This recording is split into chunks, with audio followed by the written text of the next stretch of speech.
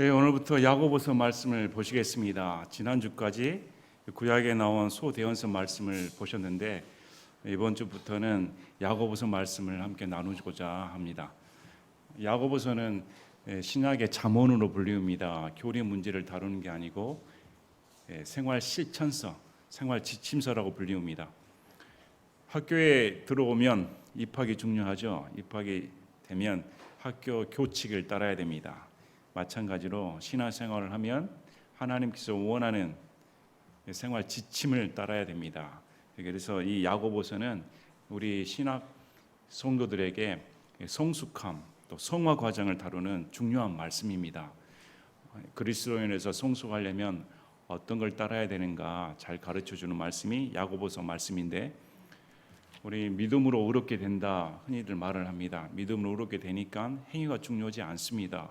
구원받는 데는 행위가 중요하지 않는데 구원받은 후에 행위에 따라 하나님께서 심판하십니다. 그래서 구원 후의 문제를 다루는 문제이기 때문에 우리가 흔히 야고보서 말씀은 등한시하는 경우가 있는데, 신약 성도가 성도로서 올바르게 성장하려면 반드시 이런 야고보서 말씀도 숙지하고 있어야 됩니다. 오늘날의 문제는 은혜를 남발한다는 겁니다. 은혜하면 다 죄를 덮어주고 죄를 묵과하고 또 성도라면 이 은혜로 우리가 산다. 좋은 말씀입니다. 그런데 성경에서 말하는 은혜가 우리가 생각하는 그런 은혜의 고귀한 숭고한 가치를 하락시키는, 우리가 생각하는 그 정도의 저수준의 은혜가 아닙니다. 그래서 성경에서 말하는 은혜는 무엇을 가리키는가 한번 살펴보는 시간이 되셨으면 합니다. 야고보서는 저자가 누군가에 따라 갑론을박이 벌어집니다. 왜 신약 성경에는 야고보라는 이름이 4사람이나 기록되어 있기 때문에 과연 그 중에 누가 이 야고보서를 기록했을까? 그러나 대다수의 신학자들이 일치하는 의견은 이 야고보는 예수님의 동생, 예수님의 가족인 야고보다. 그 야고보는 예수님 살아생전에 예수님의 동생으로서 함께 살았는데 예수님을 믿지 않았습니다. 후에 예수님이 부활 후에 그가 회심하여 예수님을 따르고, 나중에 사도행전 15장에 보면 예루살렘 교회의 지도자는 사도 베드로가 아니라 예수님의 동생인 야고보입니다. 이 야고보가 예루살렘의 지도자로서의 역할을 하는 걸 봅니다. 그래서 이 예수님의 동생인 이 야고보가 이 야고보서를 기록했다. 대다수의 신학자들, 대다수의 사람들이 여기에 의견을 모읍니다. 자, 이런 배경을 가지고 있고, 그럼 수신자는 누구일까? 누구를 대상으로 쓰고 있는가 보면 12지파에게 인사한다 이렇게 기록되어 있습니다. 이 12지파는 당연히 유대인입니다. 그래서 흩어져 있는 예수를 믿는 유대인에게 쓴 편지가 야고보서입니다. 그러면 우리에게는 해당이 안 될까요? 아닙니다. 신약 성도인 우리에게도 동일하게 해당되는 말씀입니다. 그래서 이 야고보서 말씀을 통해 우리가 성도로서의 올바른 생활을 할 수 있기를 원합니다. 또 마음과 행동이 바로잡아 예수님을 따르는 것이 이런 것이구나 이렇게 함께 배우는 귀한 시간이 되셨으면 합니다. 자, 오늘은 1장 1절부터 11절까지 보실 텐데 크게 3단락으로 나눴습니다. 1장 1절은 소개 말씀이고, 2절부터 보시면 2절부터 4절까지는 시험에 따른 인내를 가르칩니다. 그리고 5절부터 8절까지는 이 시험 문제를 다루는 지혜를 구합니다. 기도 문제를 다룹니다. 그리고 9절부터 11절까지는 현재 재물에 대한 의견을 어떻게 가진가, 물질적인 가치관을 또 가르칩니다. 그래서 1장 1절부터 11절까지 오늘 주요 말씀을 보시기로 할 텐데 다소 딱딱할 수도 있습니다. 왜? 여러분에게 은혜가 넘치는 말씀, 항상 위로가 되는 말씀을 원하는데 그런 말씀이 아니라 우리가 전투적으로 또 마음가짐을 다잡고 예수님 앞에서 내가 똑바로 살아야겠다, 생활을 정말 예수 그리스도를 믿는 사람답게 살아야겠다, 이런 지침서이기 때문에 반드시 숙지하시고, 또 이렇게 살지 못했다면 오늘 이 시간 회개하시길 바랍니다. 저를 비롯해서 회개하고 방향전환을 해 이렇게 예수를 믿어야겠다 결단하는 시간이 되셨으면 합니다. 자, 1장 1절에 하나님과 주 예수 그리스도의 종 야고보는 널리 흩어져 있는 12지파에게 인사하노라. 먼저 말씀드린 것처럼 이 야고보는 예수님의 동생으로 알려져 있습니다. 그런데 이 사람이 자기를 소개할 때 그냥 하나님과 주 예수 그리스도의 종이다. 나는 종입니다. 이렇게 가르칩니다. 여러분이 예수님과 함께 살고 예수님의 가족이라면 다른 사람에게 어떻게 소개하겠습니까? 내가 누군데? 너희들은 예수님과 함께 살아봤어? 나는 예수님과 함께 살았던 형제야. 이렇게 소개하지 않겠습니까? 그러나 1절 그걸 삼가합니다. 1절 삼가하고 자신의 무슨 위신, 예수님과의 친분 이런 게 없고 그냥 저는 종입니다. 이게 올바른 자세입니다. 오늘날 겉으로 자랑하는 소위 하나님의 종이라고 불리우는 자기를 과시하는 사람들이 얼마나 많습니까? 근데 성경에는 그런 거 찾아볼 수가 없습니다. 성경에는 그냥 나는 종입니다. 이게 올바른 자세입니다. 널리 흩어져 있다. 예수 그리스도를 믿는 유대인들은 널리 흩어져 있다 이렇게 말합니다. 당시 유대 사회였습니다. 유대 사회에서 예수를 믿는다고 하면 사회로부터의 고립을 당하고 심지어는 내쫓김을 당했습니다. 예수님 믿는다는 그 자체 하나만으로. 그래서 예수님도 순교당하셨고 죽임을 당하셨고 예수를 믿는 사도 야고보도 순교를 당했습니다. 제자들도 다 환난과 고난을 받았습니다. 특히 유대 사회에서는 이 율법 체계에 있는 사회에서는 예수님을 믿는 사람을 이단으로 여겼기 때문에 유대 사회에서도 따돌림을 당하고 또 흩어져 있어서 이방 나라에 살면 거기서도 환영을 받았는가? 아닙니다. 이방 사회에서도 유대인이라는 이유 하나만으로 또 고립당했습니다. 그래서 이들은 굉장히 사회적으로 압박감을 느끼고 환난을 당하며 사회생활하기 힘든 그런 처지에 있는 유대인들입니다. 힘든 이런 사람들에게 야고보가 편지를 쓰는데 이제 2절부터 보면 우리가 이런 흩어져 있는 유대인들에게 편지 쓸 때 여러분들은 어떻게 쓰겠습니까? 당연히 위로의 말을 할 거 아닙니까? 위로의 말을 할 텐데 그렇게 말하지 않는다는 것입니다. 1장 2절에 내 형제들아 너희가 여러 가지 시험에 빠질 때에 그것을 다 기쁨으로 여기라. 자, 이 유대인들은 여러 가지 시험에 빠질 수밖에 없습니다. 그런데 이 야고보가 하는 말은 시험에 빠질 때 그것을 다 기쁨으로 여겨라. 시험이 올 때 기쁨으로 여겨라. 여러분, 시험 올 때 기쁨으로 여길 사람이 누가 있습니까? 시험 오면 다 입이 삐뚤어지고 불만이 나오고 불평이 나오지. 아, 기쁩니다. 이렇게 환영하는 사람이 어디 있습니까? 근데 지금 이 야고보는 우리에게 시험을 당했을 때 그 시험을 피하는 방법, 그 시험을 안 당하는 방법 이렇게 가르치는 것이 아니라 그 시험을 대하는 자세를 가르쳐 줍니다. 시험은 누구나 당할 수밖에 없다는 것입니다. 한 사람도 신앙이 된 순간 훈련당하지 않는 성도는 단 한 명도 없습니다. 시험은 성도라 하면 누구나 예의 없이 닥쳐오는 것입니다. 근데 이 시험을 맞이하는 자세가 어떻게 될까? 그게 기뻐해야 된다 이렇게 가르쳐 줍니다.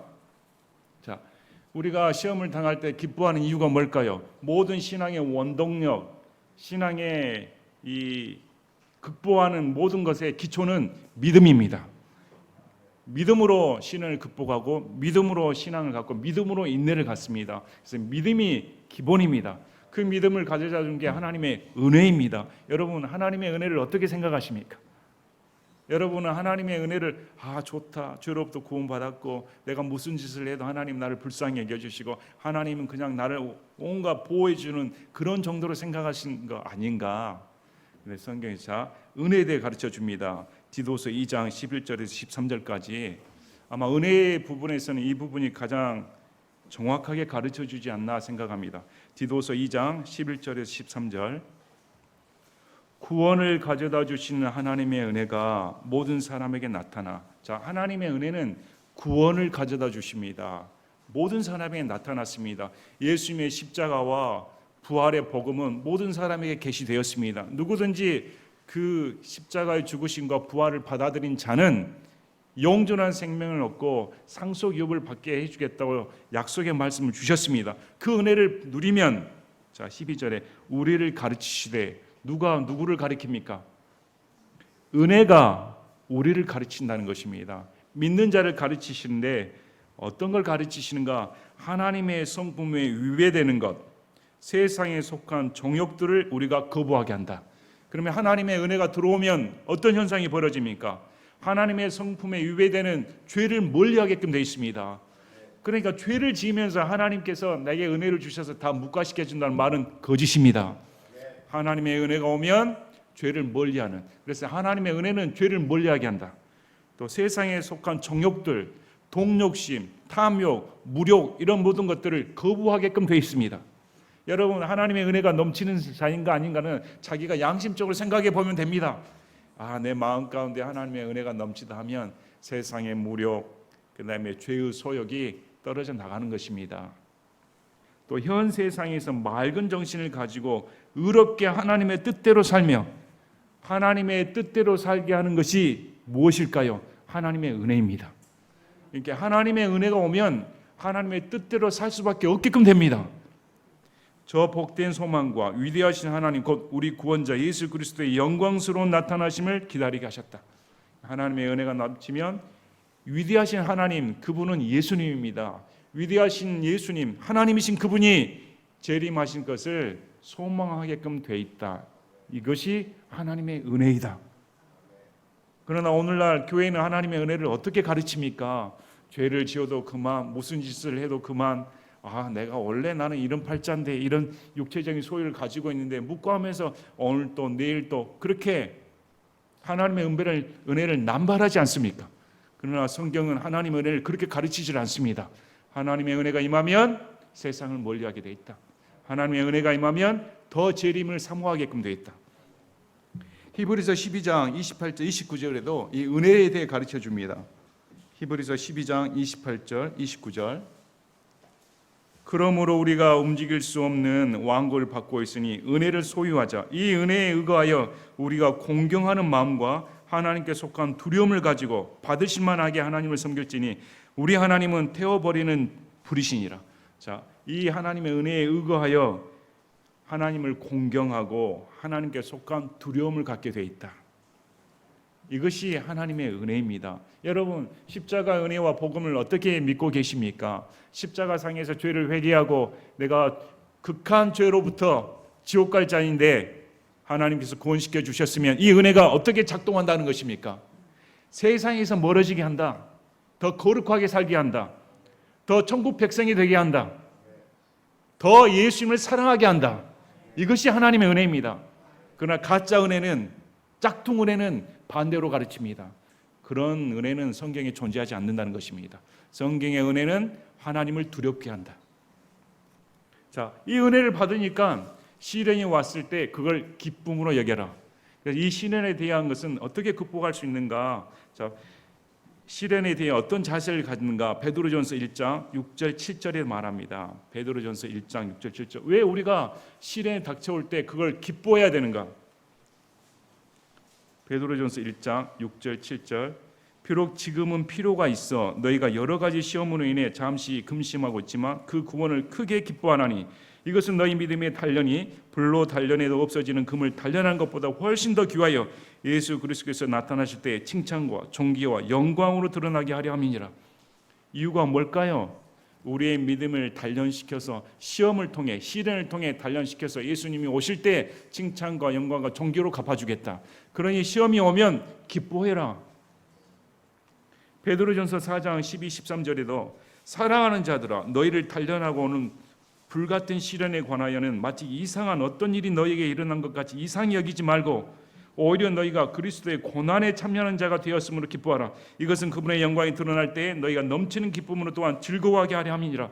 그러나 대부분의 사람들은 육체가 힘들어질 때, 정신적으로 힘들어질 때, 가정 환경이 힘들어질 때 어떤 반응을 보입니까? 하나님이 정말 나를 사랑하실까?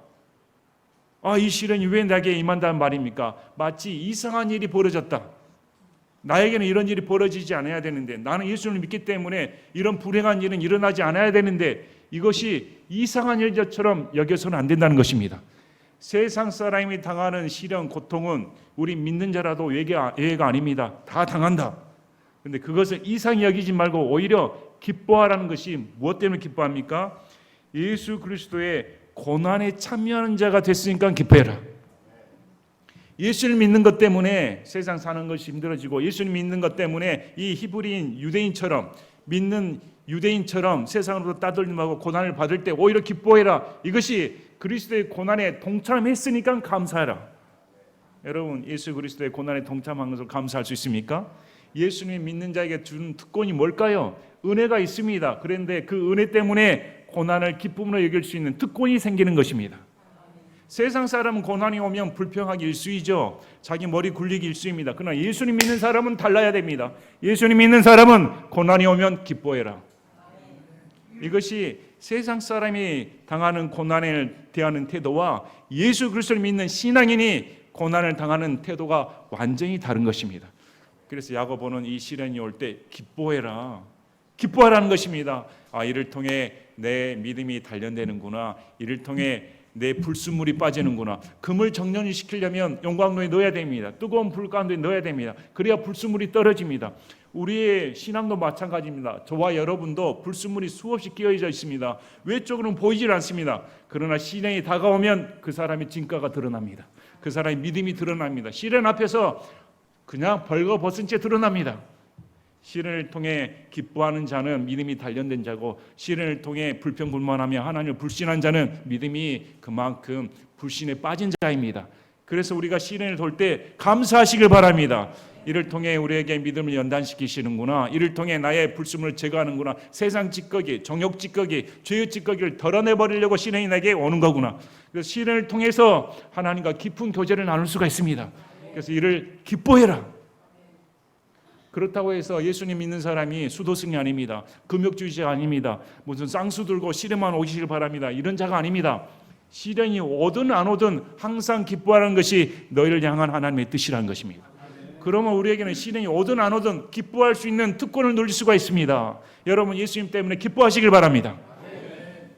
자, 3절에 왜 그러면 시험에 빠질 때 이걸 다 기쁨으로 여겨야 되는가? 그것이 믿음의 단련이 인내를 이루는 줄 너희가 안다. 이 믿음의 단련을 통해 이게 인내를 이룬다. 사람이 참을성 있게 됩니다. 우리 구약 성도나 신약 성도들 인내의 본을 보인 사람들 보시길 바랍니다. 그들이 어떻게 인내를 이룹니까? 믿음 때문에. 노아의 홍수에 대해 하나님께서 앞으로 이런 일이 벌어진다, 홍수를 내리게 했더니 노아가 근 100여 년간 방주를 짓습니다. 여러분 같으면 100여 년 동안 방주를 짓고 있겠습니까? 한 번도 비를 구경해 본 적이 없습니다. 하늘로부터 떨어지는 물방울을 본 적이 없는 사람들입니다. 근데 비가 내리고 홍수가 나서 이 세상을 물로 잠겨버린다 하니 그걸 어떻게 믿을 수가 있습니까? 그런데 그걸 믿고 인내함으로 끝까지 방주를 만들었다. 바울은 어떻습니까? 또 모세는 어떻습니까? 다윗은 어떻습니까? 성경에 나오는 아브라함을 비롯해서 전부 다 믿음으로 인내한 사람들입니다. 그러므로 인내가 없다는 것은 믿음이 없다는 말입니다. 왜? 믿음이 없이는 인내가 존재할 수 없으니까. 믿음이 있는 사람이 아직 닥치지 않는 일에 대해, 아직 보지 못하는 일에, 일어나지 않는 일을 이미 일어난 것처럼, 이미 본 것처럼 참고 견디는 것이 인내입니다.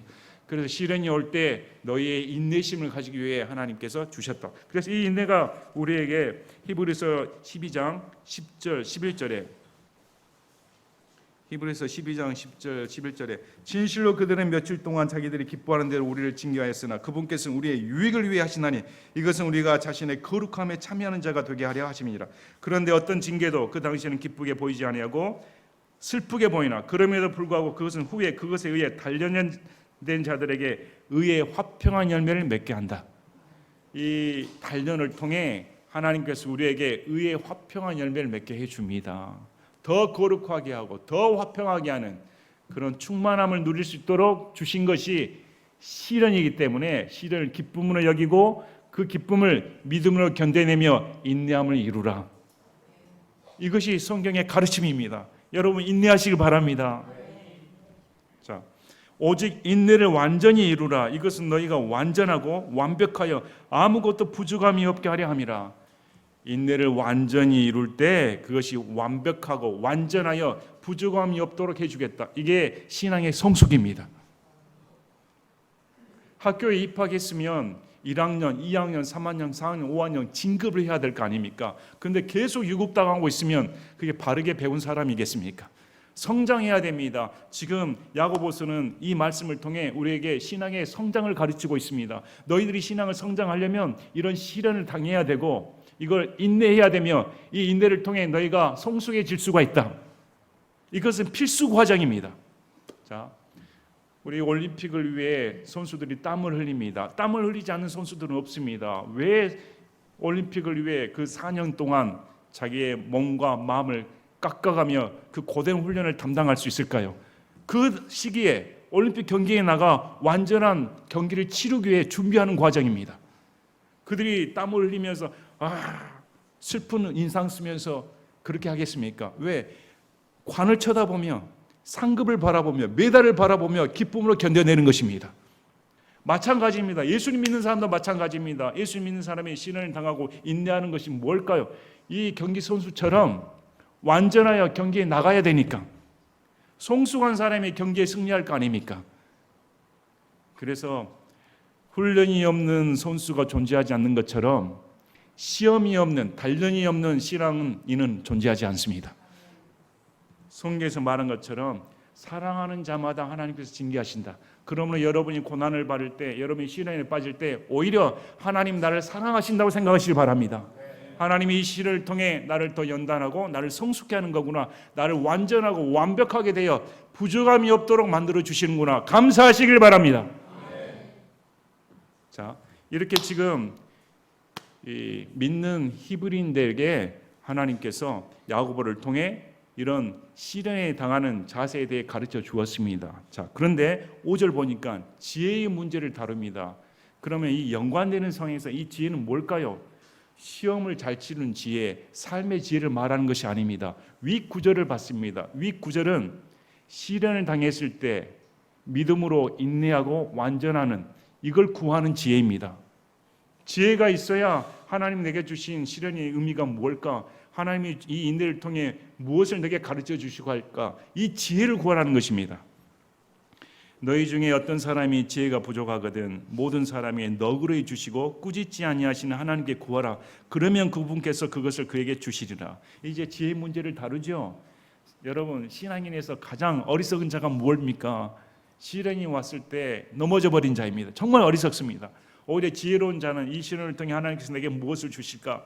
아직도 문제가 난감하고 나는 이 문제를 통과할 능력이 없는데 하나님께서는 이를 통해 내게 어떤 의미를 부여하신단 말입니까? 지혜 있는 자는 하나님과의 관계성을 항상 생각합니다. 그래서 이 지혜가 부족하면 시험에 빠지니까 하나님께 이 지혜를 구하라는 것입니다. 그래서 이 지혜를 구하는데 기도하려면 하나님에 대해 속성에 대해 알아야 됩니다. 하나님은 어떤 분이시길래 내가 기도할 수가 있는가? 그분은 어떤 분이길래 내 기도에 응답해 주시는 분인가? 자, 여러분 성경에서는 기도하라고 말씀합니다. 기도하려면 기도에 응답해 주시는 분에 대해 잘 알고 계셔야 됩니다. 여러분, 하나님은 어떤 분이실까요? 성경에서 말합니다. 이 분은 너희가 기도할 때 이렇게 상대하신다. 첫째, 너그러이 주신다. 후하게 주신다. 넘치도록 주신다는 것입니다. 여러분이 구하는 것 이상으로 하나님이 주신다. 이 생각을 하셔야 됩니다. 우리 하나님은 째째하신 분, 내게 응답하기를 안 하시는 분, 하나님은 내 기도만 하면 전혀 듣지도 않으신 분, 이런 분이 아니라는 것입니다. 기도만 하면 더 너그럽게 베풀어 주시겠다. 두 번째, 꾸짖지 아니하신다. 나는 이런 죄를 저질렀는데 내 지난 과거를 보면 하나님 앞에 떳떳이 나갈 수가 없는데 이런 나를 하나님이 기도에 응답해 주실까? 아니라는 것입니다. 우리 하나님은 여러분의 뒷조사를 하신 분이 아닙니다. 기도하러 나왔는데 하나님께서 네 뒷조사부터 먼저 하고 내가 오케이 하면 기도를 받아주겠다, 이런 분이 아니십니다. 그분은 기도하러 나오면 전혀 묻지도 따지도 않겠다. 꾸짖지 않겠다. 기도를 다 들어주시겠다. 이런 하나님이므로 언제 어디서든 하나님께 나와 기도해라. 하나님께 바라는 것은 여러분이 기도하는데 나오는 것입니다. 시련을 통해, 인내를 통해 하나님은 여러분이 무릎 꿇기를 원하시는 분입니다. 그걸 원하시는 분입니다. 자학하거나 자책하거나 뒷조사하거나 이런 분이 아니라는 것입니다. 원치 아니하시는 분입니다. 자, 그래서 우리 히브리서 11장 6절에 그러나 믿음이 없이는 하나님을 기쁘게 할 수 없나니 그분께 가는 자는 반드시 그분께서 계시다는 것과 또 그분께서 부지런히 자신을 찾는 자들에게 보상해 주시는 분이라는 것을 믿어야 하느니라. 저는 이 말씀이 너무 은혜롭습니다. 제 인생 요절이기도 합니다. 내가 믿는 하나님, 내가 기도하는 하나님, 내 기도에 응답하시는 하나님은 내게 상을 베풀어 주시는 분이다. 여러분에게 보상해 주시는 분입니다. 그런 분이십니다. 그런 분임을 알고 나갈 때 내 하나님은 나에게 기도에 응답을 주시는구나, 내게 지혜를 주시는구나, 내 이 시련을 통해 하나님께서 무슨 의미를 부여하는지 이걸 깨닫게 해주시는 분이구나, 결국 나를 완전하고 완성하고 성장한 장성한 분량에 이르도록 원하시는 분이구나.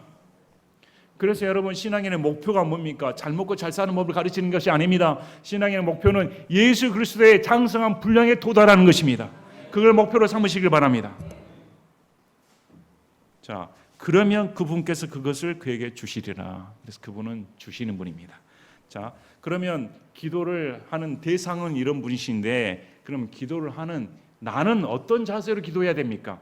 6절, 7절, 8절에 나옵니다. 기도하는 사람은 어떻게 해야 될까? 기도에 응답을 주시는 분이 이렇게 후하게 주시는 분인데, 그러나 그는 믿음으로 구하고 어떤 일에도 흔들리지 말라. 흔들리는 자는 마치 바람에 밀려 요동하는 바다 물결 같나니 그 사람은 자기가 주께 무엇을 받으리라고 생각하지 말라. 기도하면서도 재 보지 말라는 것입니다. 기도하면서도 하나님 내 기도 들어주실까? 아닐 거야. 이번에는 들어주시는 것 같은데 왔다 갔다 이런 사람은 바람에 밀려다니는 바다 물결 같다. 바다가 잔잔하면 좋은데 풍랑이 일면 들쑥날쑥하죠.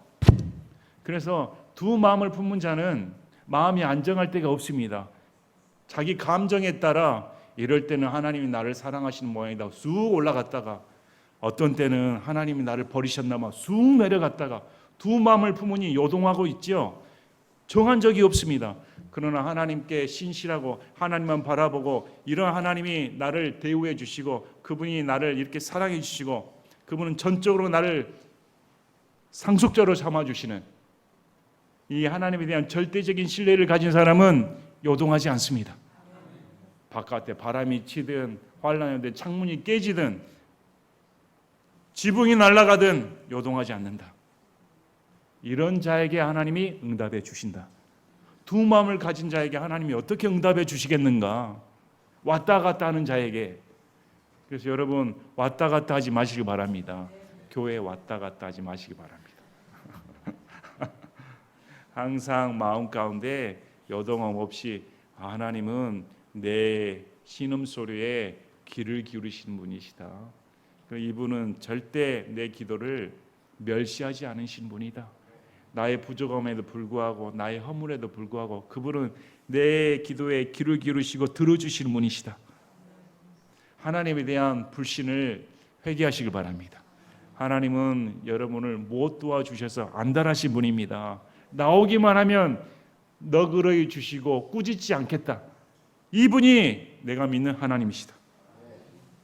자, 잠언 16장 20절 21절에도 잠언 16장 20절 21절에 문제를 지혜롭게 다루는 자는 좋은 것을 얻으리니 누구든지 주를 신뢰하는 자는 행복하니라. 마음이 지혜로운 자는 분별 있는 자라 불릴 것이며 달콤한 입술은 학식을 더하니라. 자, 주를 신뢰하는 자는 행복합니다. 왜? 문제를 지혜롭게 다룰 수 있으니까. 여러분, 지혜를 구하시길 바랍니다. 솔로몬이 하나님께 지혜를 구했을 때 하나님께서 지혜만 주셨습니까? 부와 명예도 주셨습니다. 하나님은 후히 주시는 분입니다. 가장 으뜸이 지혜입니다. 지혜를 주면 문제를 해결하는, 극복하는 능력이 생깁니다. 그리고 이 지혜는 잠언서 9장 10절에 주를 두려워하는 것이 지혜의 시작이요 거룩한 것들을 아는 것이 명철이니, 이 지혜는 주를 두려워하는 것입니다. 하나님을 두려워하는 것이 지혜의 시작입니다. 여러분, 지혜로우신 분입니까? 정말 우리가 지혜로운 사람이라면 하나님을 두려워합니다. 하나님을 경외합니다. 하나님이 모든 것 위에 계신 분입니다. 이 시련은 아무것도 아닙니다. 잠깐 사라집니다. 여러분, 우리에게 이 시련을 주신 것 감사하시길 바랍니다. 이 시련을 통해서 연단 받았을 때 그날의 영광이 이 현재 당하는 고난과 비교할 수가 없습니다. 저울에 대보면 아예 비교 자체가 될 수가 없습니다. 앞으로 닥칠 영광이 중요하지요. 영원한 삶을 우리는 약속받았지 않습니까? 그런데 어떻게 이 세상 사는 동안 이 세상이 전부인 것처럼 이 세상의 고난에 의해 내 마음이 좌지우지 된다는 건 얼마나 불행한 일입니까? 예수님 믿는 사람은 그런 신앙생활을 해서는 안 됩니다. 하나님이 절대적이시고 내 인생을 다 책임져 주시는데 하나님 입장에서 보면 너의 영혼을 내가 책임져 주는데 이 잠시 찰나에 왔다 갔다 하면 얼마나 우리를 불쌍하게 보시겠습니까? 그러므로 믿음이 굳건하여 강건하여 이 세상을 믿음으로 인내하며 온전함을 이루는 여러분이 되시기를 진심으로 바랍니다. 자, 이제 9절부터 11절까지는 물질적인 가치관을 다룹니다. 자, 여러분 시련에 대해서 야고보가 말씀을 하셨고 그 다음에 이 시련을 믿음으로 인내해서 온전함을 이루라 성숙해라 이렇게 말을 했습니다. 그 다음에 이 성숙함에 이르려면 지혜가 필요한데 이 지혜를 얻으려면 하나님께 기도로 간구해라. 그리고 그분은 우리에게 이 지혜를 삶의 지혜를 주신다 말씀하셨습니다. 그리고 바로 나온 게 뭘까요? 시험입니다. 자, 당시 교회 상황과 현재 교회 상황과 별반 차이가 없습니다. 당시 상황에서도 먹고 살기 힘들었습니다. 특히 이 히브리인 유대인들은 이 예수님을 믿는 유대인들은 동족으로부터 배척을 당했고 이방인들부터 따돌림을 당했기 때문에 궁핍했습니다. 어려웠습니다. 그래서 그 당시에도 돈에 대한 걸려 넘어진 자들이 있었고 오늘날도 마찬가지입니다. 오늘날도 성도들에게 가장 큰 문제는 뭘까요? 가장 큰 시험거리는 돈입니다. 이건 부인할 수가 없습니다. 왜? 현재 사회가 돈이 필수 불가결한 요소이기 때문에. 근데 이 돈 때문에 사람들이 넘어지기도 하고 또 빈부격차가 심하기 때문에 돈으로 사람을 평가하기도 합니다. 그래서 지금 야고보는 당시 성도뿐만 아니라 교회 내에도 가난한 자와 부한 자가 공존하고 있었습니다. 이 돈 문제를 어떻게 다룰까? 물질적인 가치관을 어떻게 다룰까에 대해 실제적으로 9절에서 11절의 말씀을 가르쳐 주고 있습니다. 그래서 저희 성도들도 우리도 마찬가지입니다. 우리도 이 세상 사는 가운데 돈은 필요합니다. 그런데 이 돈을 바라보는 관점 어떻게 가져야 될까? 명심하시고 보시길 바랍니다. 우리 고린도 교회를 보면 고린도 교회의 성도들이 전부 다 가난한 자들이 많았습니다. 너희 형편을 돌려봐라. 세상에서 잘 나간 사람이 있는가? 지식 있는 사람이 있는가? 또 부자가 있는가? 대부분 미천하고 못 배운 사람들, 또 연약한 사람들, 그런 사람들 교회에 오지 않았는가? 당시 교회도 마찬가지였습니다. 그런데 거기에 부자가 한두 명이 딱 오면 분열이 생겨버린다는 것입니다. 부자가 가서 나는 돈 자랑하고 가난한 사람은 위축이 되고 또 부자에게 잘 보이기 위해 딱 부자들한테 몰려다니기도 하고 분파가 생겨버리기도 하고 당시에도 그랬고 오늘날도 그렇습니다. 오늘날도 부자 성도들은 다 대우해주고 헐벗은 성도들은 무시하고 잘 보이지 않고 어떻게 한 자리 얻어볼까? 친인척 관계를 한번 맺어볼까? 이런 세속적인 가치관을 갖기도 합니다. 이러할 때 지금 야고보서가 교회 내에 있는 못 배운 자, 낮은 자, 또 지위가 있는 자, 돈 많은 자 이들의 태도에 대해 가르쳐 줍니다. 우리도 이 점을 배우셔야 됩니다. 성경에서는 물질적인 가치관을 어떻게 가르치는가? 첫째, 낮은 처지의 형제는 자기가 높아진 것을 기뻐해라. 나는 돈이 없는데, 나는 배운 것이 없는데, 나는 사람들 보기도 민망한데, 내 처지가 이렇게 초라한데, 교회에 오면 위축이 되는데, 나는 헌금 낼 돈도 없는데, 남이 보면 어떨까? 나는 다른 사람들을 다 도와주고 싶은 마음은 있는데, 내 형편이 이거 되지 않는데, 초라한데, 어쩔까? 그럼 마음이 위축이 되지 않습니까? 이런 낮은 처지에게 지금 높아진 것을 기뻐해라. 부자를 부러워하지 말라. 이 사람들이 어떤 걸 부르겠습니까? 나도 돈이 있었으면, 나도 떵떵거리고 있었으면, 나도 위세를 들게 있었으면. 교회 내에서도 물질적인 가치관에 사로잡힌 수가 있습니다. 필요하니까. 근데 야고보서는 이 낮은 처지에 있는 사람들에게 공부해서 돈 많이 벌어라, 지혜롭게 다 돈, 이런 말 하지 않죠. 어떻게 말합니까? 높아진 것을 기뻐해라 이렇게 말합니다. 역설적이지 않습니까? 낮아지고 높아진다는 말은 반대말인데 그럼 이런 말은 무슨 의미를 부여할까요? 오히려 예수 그리스도를 통해 내가 상속유업을 받게 되었다. 세상에 가면 미천하고 따돌림 당하고 나를 알아봐 주지도 않는데 하나님의 은혜로 교회에 들어와 예수의 몸의 일부가 되니 예수의 몸으로 들어와 버리니 내가 얼마나 귀한 존재가 되었는가. 자신의 처지를 비관할 필요가 없다는 것입니다.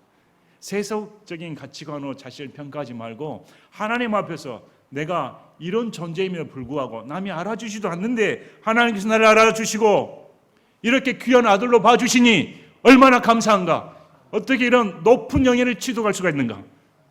그래서 높아진 것을 기뻐해라. 여러분 가운데 혹시 이렇게 자주 가지 못하고 나는 비참한데 나는 다른 사람에 비해 너무 가진 것이 없는데 이렇게 비교의식에 시달리신 분 계십니까? 여러분 그것은 불신입니다. 회개하시기 바랍니다. 성경에 뭐라고 말합니까? 낮아져 있는 자는 오히려 너희들이 높아진 것을 기뻐해라. 예수님 믿게 되어 내 위치가 높아지게 되니 얼마나 기뻐할 일입니까? 기뻐하시길 바랍니다. 그래서 예수 그리스도의 십자가 안에 들어버리면 이런 기쁨이 넘칩니다. 나 같은 것이 뭐라고, 남이 알아주지도 않고 나같이 이런 자가 뭐라고, 어떻게 살아계신 하나님께서 하나님의 아들이신 그분이 직접 나를 위해 죽으시기 위해 십자가에 매달리실까. 그 상에 들어버리면 기뻐 안 할 수가 없습니다. 세상 것이 뭐가 부럽습니까? 무슨 비교의식에 시달릴 그런 가치가 있단 말입니까? 그럴 필요도 없습니다. 하나님과 나와의 관계인데 이런 높아진 것을 기뻐해라. 자, 두 번째, 그러면 부유한 자는 어떤 자세를 취해야 될까? 나는 그래도 교회에서 돈이 있고 이만큼 헌금을 했고 이 교회는 내가 지었어. 예배당은 이렇게 힘주는 사람들 얼마나 많습니까? 또 다 성도들 위해 군림해가지고 다 자기 세력 만들고 장로 명함 들어가지고 돌리고 이런 사람들 많습니다. 그러면 나자니 성도들은 저 한번 잘 보이게 하려고. 이 부유한 자는 자기가 낮아진 것을 기뻐해라. 이것이 무슨 말일까요? 사회생활에 나가면 자기가 높은 것을 과시하겠죠. 위치를 과시하고 사장이네, 이사장이네, 회장이네 이렇게 과시할 수가 있습니다. 근데 교회에 와서 회장, 사장, 이사장, 이사 막 이렇게 자랑할 게 아니라 낮아진 것을 감사해라. 내가 사회에서는 그래도 이 모양인데 이렇게 대접받고 살았는데 교회에 오니까 알아봐 주지 않으니까 그거 기뻐해야 되는 것입니다. 무슨 의미일까요? 하나님 안에서 내게 겸손을 주셨구나. 예수님이 나 같은 죄인을 위해 섬기러 오셨으니 내가 아무리 돈이 많아도 주 앞에 와가지고 내가 멸시하는 사람, 내가 천대했던 사람을 내가 섬겨야 되는구나. 낮아진 것을 감사하라는 것입니다. 세상에 누가 이렇게 가르쳐 줍니까? 예수님 때문에 낮아질 수가 있는 것입니다. 그래서 교회에 와서 돈 자랑한다든지 권세 자랑하는 사람은 참 불쌍한 사람입니다. 그건 진정한 부유한 자가 아닙니다. 돈에 대한 가치관은 돈이 있으나 없으나 기뻐하는 것입니다.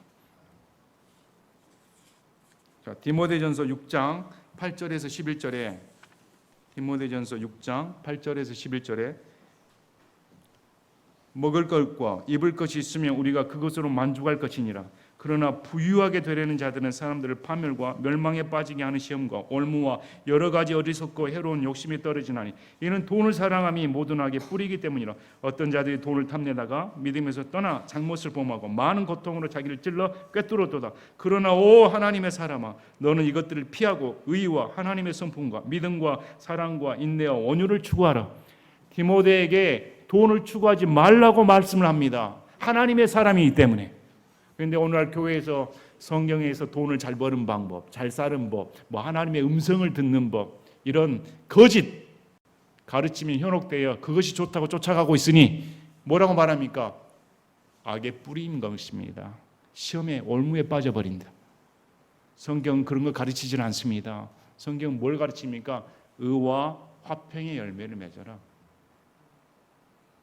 예수님께서 주신 물질적인 가치관은 먹을 것과 입을 것이 있으면 족하게 여겨라, 만족하게 여겨라. 여러분 혹시 이따 점심시간에 못 드시는 분 계십니까? 여러분 얼굴 한번 보겠습니다. 점심 드시면서 만족하면서 기뻐하시는가? 먹을 것 있으니까 감사하시기 바랍니다. 혹시 못 입고 오고 계신 분입니까? 다 옷 입고 오신 분 아닙니까? 감사하시기 바랍니다. 입을 것이 있고 먹을 것이 있으면 좋게라. 우리가 죽을 때 뭘 가지고 간 거 있는가? 성경에서 말하잖아요. 자족하는 것이 하나님의 은혜이다 가르칩니다. 자, 해가 뜨거운 열기와 함께 돋자마자 풀을 말리며 그것에 꽃이 떨어져 그것의 외형의 아름다움이 없어지나니 부유한 사람도 자기 길들에서 이와 같이 살아리라. 성경은 부유한 자를 좋게 말하지 않습니다. 성경에서 부유한 자는 너도 뜨거운 해가 돋으면 그 찬란한 꽃잎을 자랑하는 아름다운 꽃도 다 시들어 버린다. 마찬가지로 종말이 다가오면 부자도 사라져 버린다. 베드로전서 1장 24절 25절에 이는 모든 육체는 풀과 같고 사람의 모든 영광은 풀의 꽃과 같기 때문이라. 풀은 마르고 그것의 꽃은 떨어지나 주의 말씀은 영원토록 지속되나니 복음에 의해 너에게 선포된 말씀이 곧 이 말씀이니라. 영원히 지속되고 영원히 우리와 함께하는 것은 하나님의 말씀입니다. 그래서 오늘 보시면 이 지금 교회 내에서도 중요하게 다루는, 특히 현대 사회에서도 이런 물질 문제에 대해 가르쳐 주고 있습니다. 이 물질 문제를 어떻게 보고 있는가? 가난한 자도 기뻐하고 부유한 자도 기뻐하고, 가난한 자는 하나님 안에서 출세했으니까 감사하고, 부유한 자는 하나님 안에서 겸손하게 되니 얼마나 큰 미덕입니까? 그것 때문에 기뻐하고, 모든 것이 감사할 일입니다. 자, 오늘 1장 1절부터 11절까지 보시면 실제 성도들이 어떤 자세로 신앙생활을 해야 되는 것을 아주 자세히 소상하게 우리에게 가르쳐 줍니다. 특히 여러분들이 유념해야 될 것은 이 내용을 받는 사람들이 어떤 지경에 빠져 있는 사람들인가. 저와 여러분보다 훨씬 신앙생활에 고통을 받고 있는 사람들이 이 글을 읽고 있다는 것입니다. 그러면 우리는 어떤 자세로 이걸 봐야 됩니까? 우리에게 시험이 있을까요? 이들이 당한 시험 같은 시험이 우리에게 존재할까요? 그래서 우리의 나태함, 우리의 이 불신을 다 회개하시고, 또 세상적인 가치관을 다 회개하고 하나님을 바라보는 영원한 상급을 바라보는 그런 신앙을 회복하시기를 진심으로 바랍니다. 제가 기도하고 마치겠습니다.